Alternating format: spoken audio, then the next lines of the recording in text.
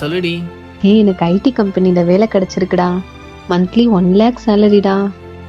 Super டி. ஆனா ஒரு பிரச்சனைடா. என்ன பிரச்சனை சொல்லு. இல்லடா, அந்த கம்பெனில ஜாயின் பண்ணணும்னா 1 lakh கட்ட சொல்றாங்க. அவ்வளோ அமௌண்ட் என்கிட்ட எங்கடா இருக்கு? அதான் யோசிக்கிறேன்.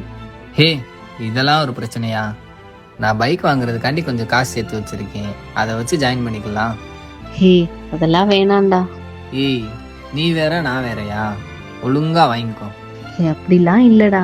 சரி வாங்கிக்கிறேன்டா, நீ சொல்றல்ல. ஹலோ, என்னடி பண்ற? இப்பெல்லாம் ஃபோன் அடிச்சா கூட எடுக்க மாட்ற. டேய் கொஞ்சம் வேலையா இருக்கேன், அப்புறமா கால் பண்றேன். Hello hello. நீங்கள் அழைத்திருக்கும் நபர் வேறு ஒரு. சொல்லு. நான் ரொம்ப நாளா சொல்லணும்னு ட்ரை பண்ணிட்டு இருக்கேன்.